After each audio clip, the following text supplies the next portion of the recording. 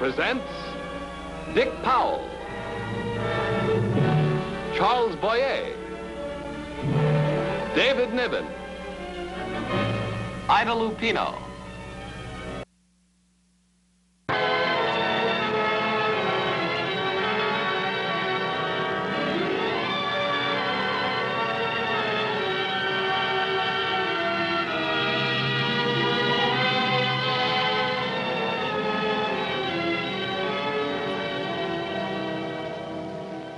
It was the morning of the day after it happened. An ordinary morning, dawning on ordinary people. People like you, Dan Jennings, your wife, Grace, and in the other room, your son, Todd, fast asleep, dreaming those dreams reserved exclusively for boys of his age.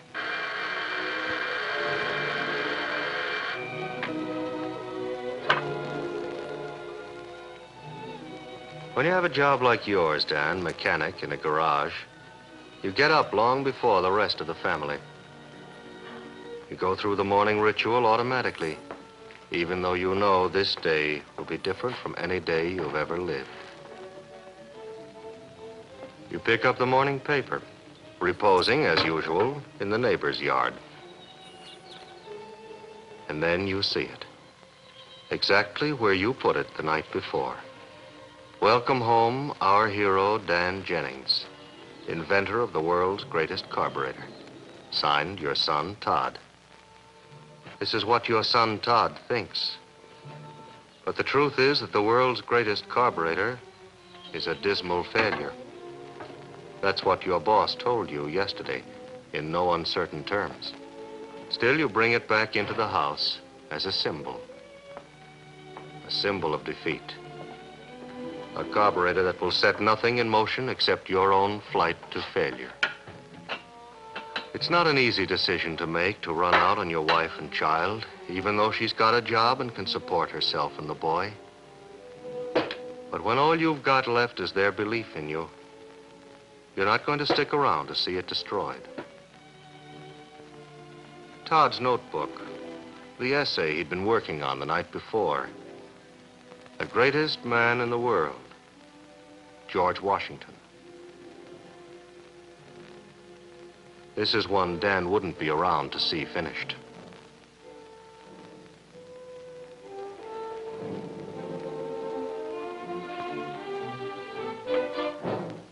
An old suitcase would go along with him toward a destination known as anywhere. Dan wasn't particular about where he was headed. He just had to get away. Suits, of course, and shirts and ties are never enough to pack. A man always has to include a few dreams. Pictures help in the long, lonely nights ahead. That's the theory, anyway. And now Dan prepared himself for the toughest part of his decision. Maybe he couldn't have said goodbye if they'd been awake.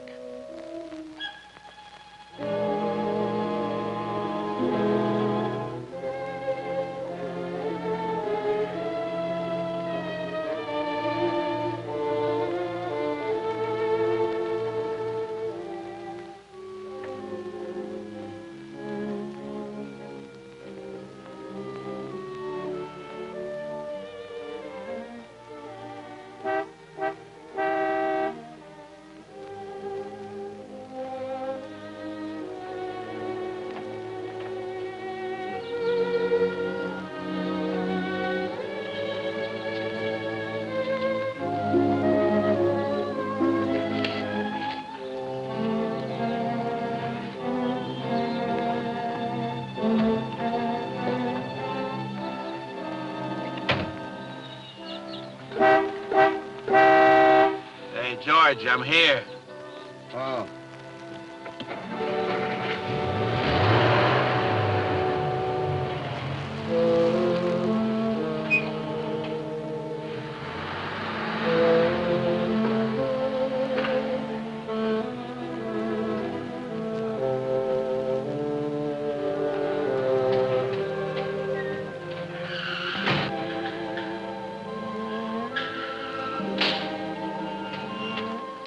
Morning, Johnny.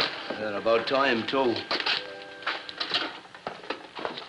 Say, Don't you guys ever get here on time? Good morning to you two and drop dead. Oh, I love you. Dan, is that your bag in the back of the car? Yeah. I'll get it out later. Oh, that's all right. Well, how come? You going someplace? I got news for you. I'm gonna get fired today. Fired? The boss might eat you out again, but he won't fire you. Yeah? When he eats me out, I'm gonna let him have it, right between the eyes. You mean you want to get fired? Sure. If I get fired, I get 2 weeks' pay. If I quit, I get nothing. What's the matter? You sore because the old man didn't like your carburetor? Well, it's not only that. It's a lot of things. Give me a hand with this, will you? Maybe he's right about the carburetor. It's like all my great inventions. It's no good. Fired. Dan, you've got a family. Well, all right. Grace makes as much money as I do. We'll get along all right without me, maybe better. I don't get you. What are you going to do? No, I don't know. Go away someplace, start all over again, then if I amount to anything, Grace and Todd still want me back, I'll forget it. That's a lot of malarkey. You're not going to do anything of the kind. I got a great big picture of you letting the boss have it between the eyes. He'd break in two. Yeah? Stick around.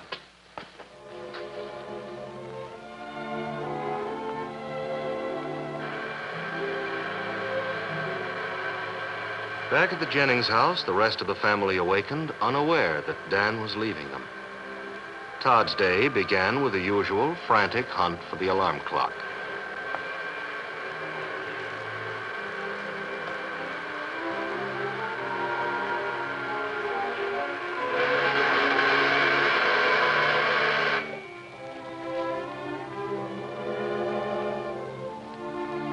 And then, as with most small boys, important things first. And what's the most important thing to a small boy? Baseball. After that, trivial details.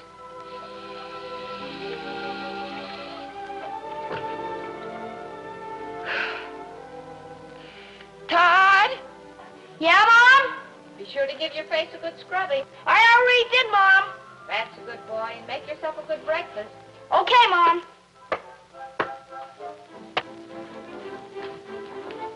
How can you eat in a catcher's mitt? Gosh, Mom, it isn't a catcher's mitt. It's a third baseman's glove. No. Well, take it off. Why have you got your uniform on? Today's a big game, and we're going to practice. I sure wish you and Dad could come. Well, we'd like to, dear, but we have to work. You finish your homework? What? Now, you have to do that homework before you can go out to play.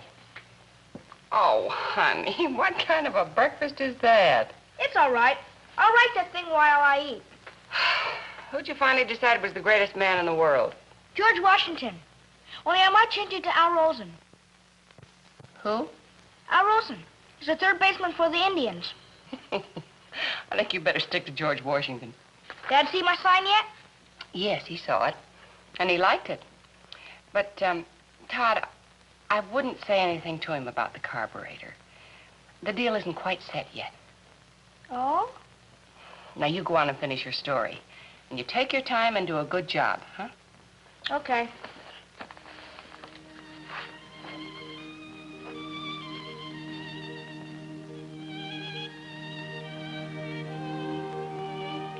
Greatest and most beautiful house in the world, Mount Vernon.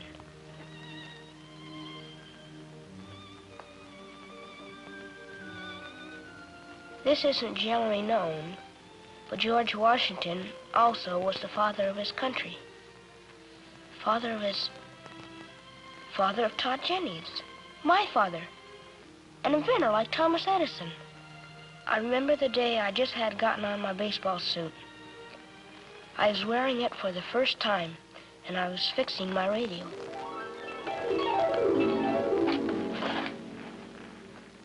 Hi, Sam. Hi. Guess you saw the game. Sure, I saw the game. I didn't know you were there. Well, I was there, all right. Hey, that was a long ball you hit in the fourth. And, brother, you was robbed.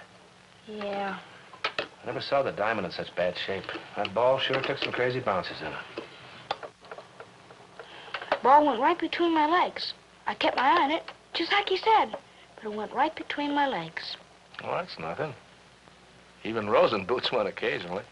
He doesn't make 3 errors in one game. Well, I bet he did when he was a kid your age. Jackie didn't boot any when they put him in. Pop, why can't I catch him? I try. Well, maybe you try too hard. What you need to do is relax. You gotta be looser. All you lack is confidence. You just make up your mind you're gonna get that ball, and you won't miss a one of them. Gosh, how can you be confident if you're afraid you're gonna miss him? Well, that'll come. You'll get better right along. You don't have to say that, Dad. I don't deserve it. Now, don't be silly. What's the use of having a son if you can't talk man to man? You see, it's the little mistakes that give you the confidence that you need. A pat on the back, knowing that somebody believes in you. And I believe in you, son. You're going to be the best third baseman in the league. Oh, Papa, you're just saying that. You don't really believe it. I don't, huh? I suppose that's why I bought you this. Oh, gee, Pop, it's a real professional glove. Certainly is. Just like Rosen's, I told him to give me one exactly like it. Oh, gee, thanks, Dad. I gotta go show Bill. Pop, I'll be the best third baseman in the league. You sure will. Wait a minute. Show this to Bill. I had it signed for you. Oh, gee, thanks, Pop.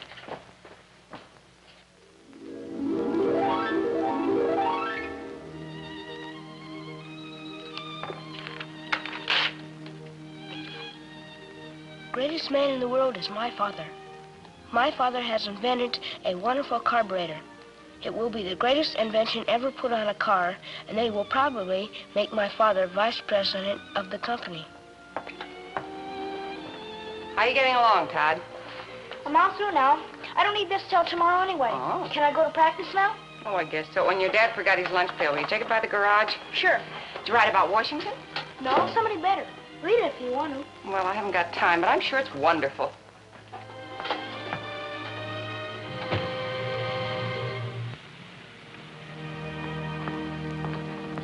Can I have a drink of water?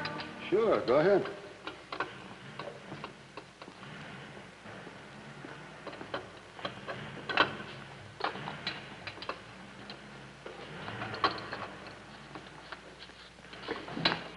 Wait a minute. Wait a minute. Where are you going? I just want a drink of water. Come on in here now. I want to talk to you. I didn't do nothing. What's eating you anyway? I just want a drink of water. That's free, isn't it? You know, I was just coming over to get that wrench. What wrench? What do you mean? Suppose you're gonna call the cops. Why, you got something else? Well, no. I didn't have time. You hungry? Sure. Ain't everybody? You sure are. I've got a boy just your age, and he's always hungry. Now, here. That ought to help fill you up. Thanks. Now, look, fella. This is never going to happen again, is it? No, sir. Good. You got a kid, huh? You certainly have. And he's a baseball player. He's the best third baseman in the league. It must be all right having an old man who goes around carrying his picture in your pocket. Where's your dad, son? I don't know. Thanks. I'm sure glad you called me son.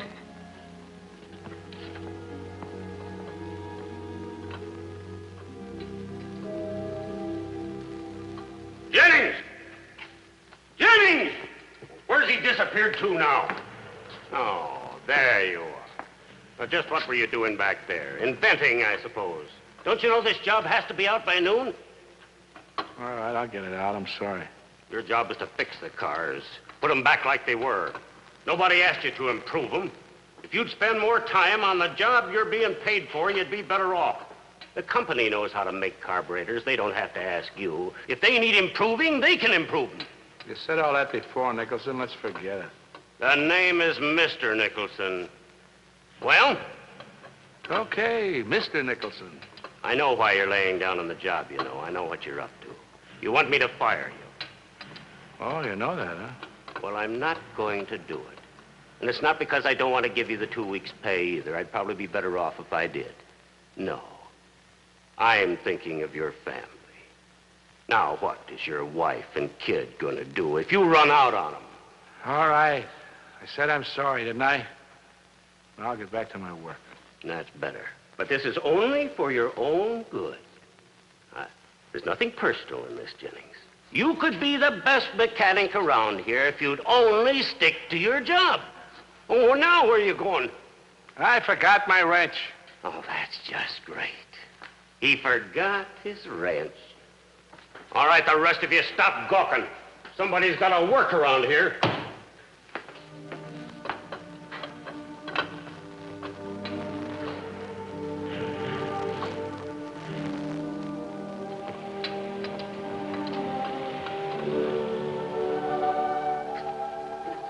Sorry, Dan. I only told the old man for your own good. You see this wrench? Well, wait a minute, Dan. Don't get sore. No, I'm not sore, George. No, I'm grateful. So grateful I could get down on my knees. I'm going to keep this wrench always. Just to remind me what could happen when a father lets his son down.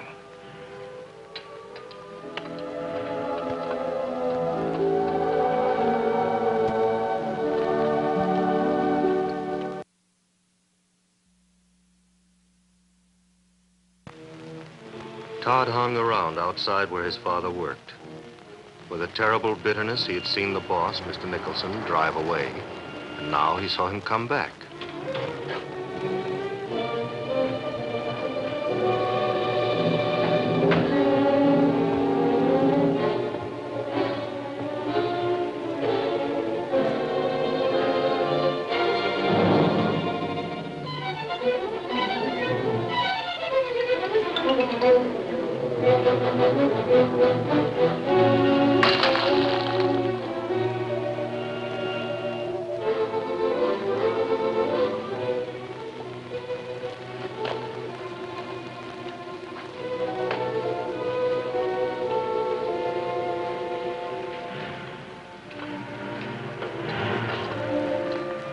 Dan, where are you going?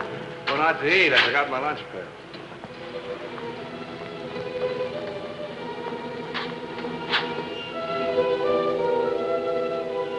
Hi. What are you doing, Todd? Nothing, Pop. Honest. You didn't take anything from that car, did you? Gee whiz, no, Pop. Then what were you doing? I don't know. Nothing. What's the matter? What happened? Nothing's happened to me, Pop. Honest. I gotta go practice. Wait a minute. Look, I'll tell you what we'll do. Suppose you and I have lunch together later. Talk it all over, okay? I'm not hungry. Now, look, Todd. A while ago, I saw a little boy take something from the garage, and that's the reason that... Well, I'm sorry I misunderstood. I don't want to talk now. Well, why don't you want to talk? Well, I guess it's just something that you can't do anything about. You don't understand. Well, if you don't tell me, how can I understand? Now, you and I have got to stick together. I want to help you. But you've got to help me. How about it? Can I go now? Yes, you can go.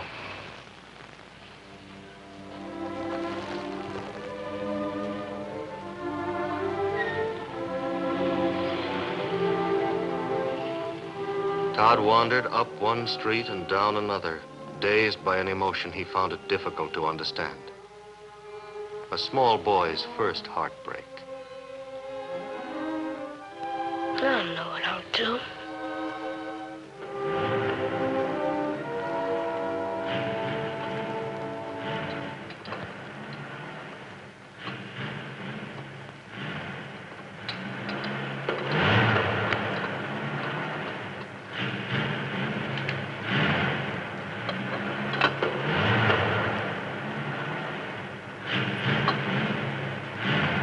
This is Miss Blodgett speaking.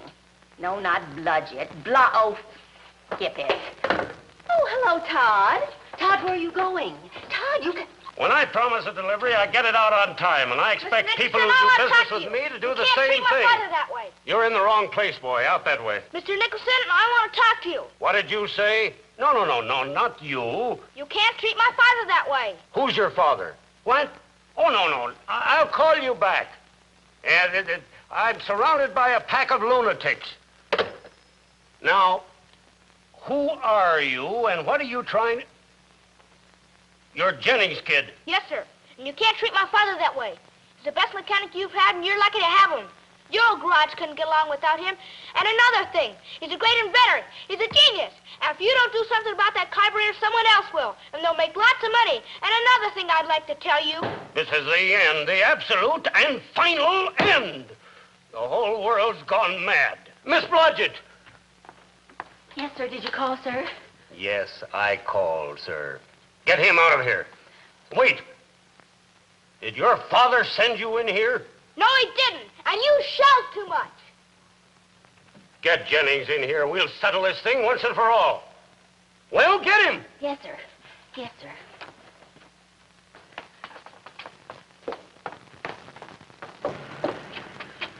Mr. Jennings. Mr. Jennings. What's the matter? Mr. Nicholson wants to see you in his private office. Right now. Why? Oh, he's in an awful mood. Oh, come on, Mr. Jennings, please. Okay.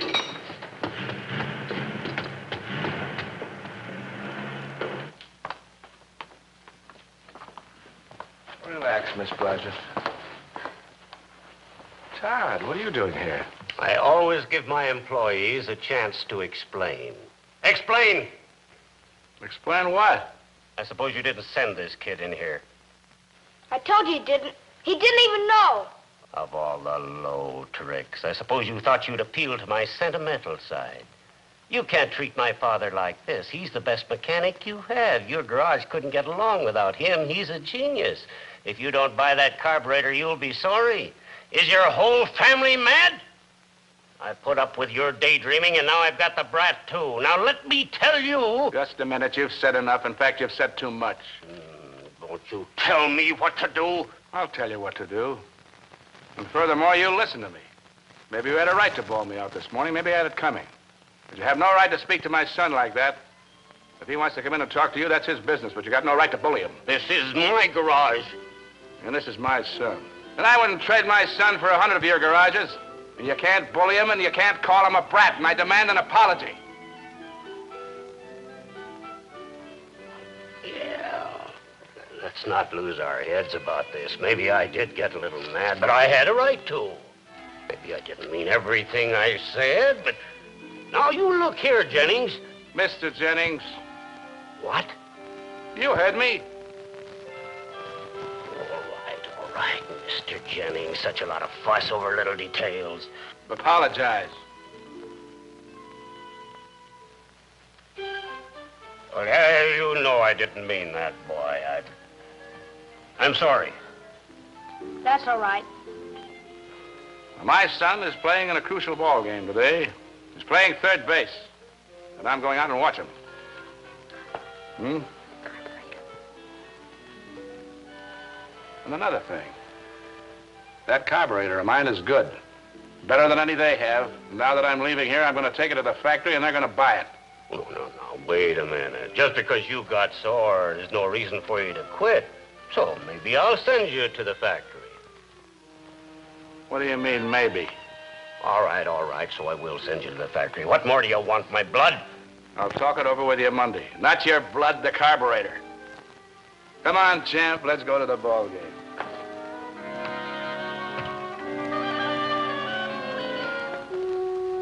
Dan, that bag of yours is still in the back of my car. If you want me to, I'll drop it off at your house. Well, it's not too much trouble. Trouble? No trouble at all. Let's go, champ.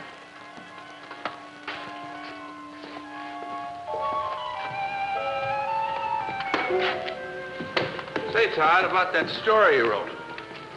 You finish it? Yep. Well, you wrote about the wrong fella. No, I didn't, Pop. Well, I'm going to let you in on a little secret. When you grow up, you're going to be the greatest man in the world.